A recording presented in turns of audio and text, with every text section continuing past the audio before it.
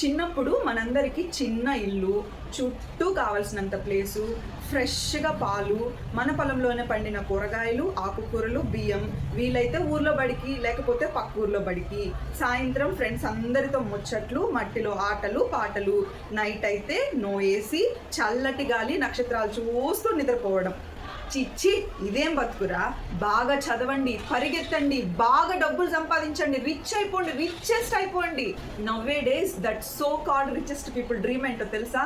ఒక ప్రశాంతమైన ప్లేసు, ఒక మట్టి ఇల్లు, పొద్దున్నే పిండిన పాలు, మన చుట్టూరా తిరిగి కోడి పెట్టే గుడ్లు, నేచురల్ ఫార్మింగ్, కట్టిగానుగ నూనెలు, చెట్టు కింద కూర్చొని ముచ్చట్లు పెట్టడం, నో ఏసీ, గీజర్, ఫ్రిడ్జ్, పడుకొని నక్షత్రాలను చూస్తూ లెక్క పెట్టుకుందా అలా నిద్రపోవడం. మనం ఎక్కడి నుంచి బయలుదేరామో తిరిగి అక్కడికి రావడానికి ఇంత కష్టపడాలా?